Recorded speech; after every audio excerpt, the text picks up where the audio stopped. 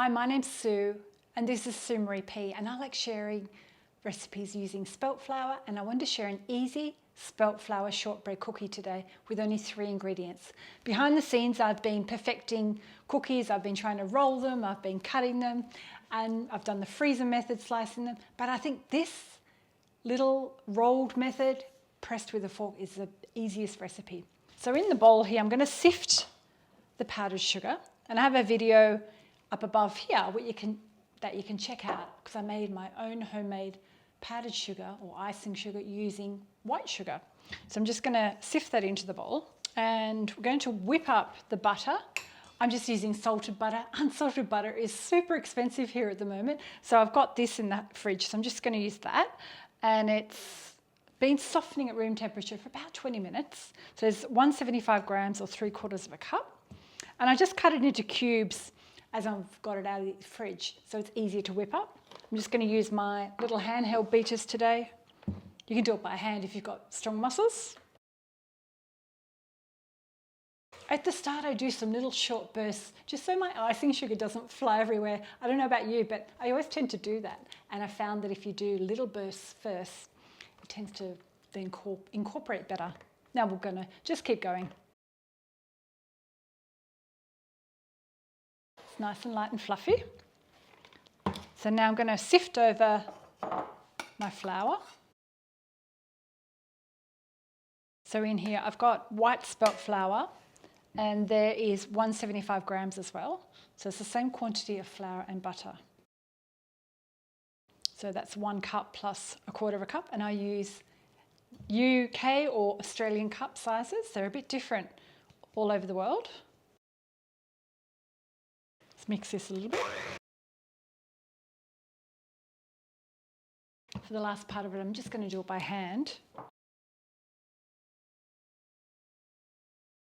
I say by hand, but I've got this beautiful little hand-painted spatula that a Ukrainian friend brought back from Ukraine. So I thought I'd use that. So hi Tatiana, if you're watching.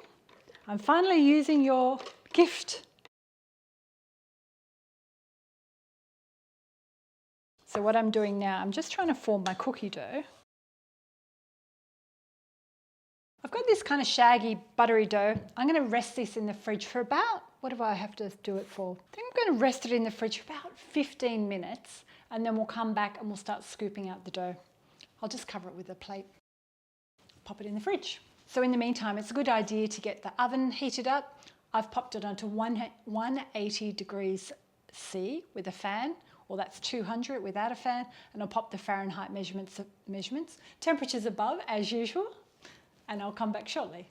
So I got my dough out of the cookie dough out of the fridge. So it's been nice and chilled. So all I'm going to do is grab a teaspoon, and I'm going to make quite small cookies, and then I roll it, and then lay it on the tray. I've just got a baking tray with a silicone mat, and then we press it with a fork. I'm just going to pop the fork in some flour and just press it down. And I'm going to line it up where the mat says for me to put the cookies. Let me know in the comments below if you prefer this spooned method of making cookies or you like rolling them.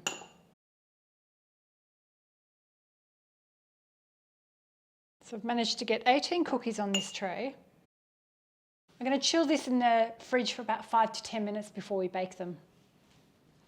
So I've just got the cookies from the fridge, and I'm about to bake them for 8 to 10 minutes. We don't want to overcook them. We're just going to cook them until the edges start looking golden brown. The cookies are baked, and I've had them resting here for about 10 minutes. I'm just going to transfer them to the rack here and let them completely cool before we do a little taste test. So my 3 ingredient cookies have cooled down, and this one went a bit wonky because it bashed up against the side. I'm going to do a little taste test.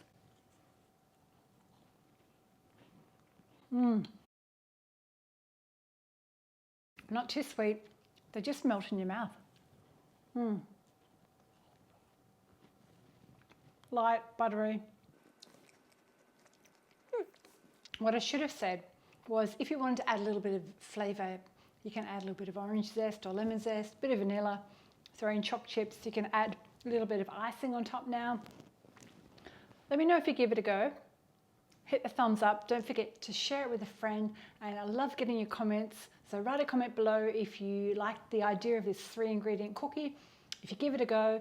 And yeah, I'll pop some other cookie ideas up above and I'll see you next time. Thanks for watching. Bye.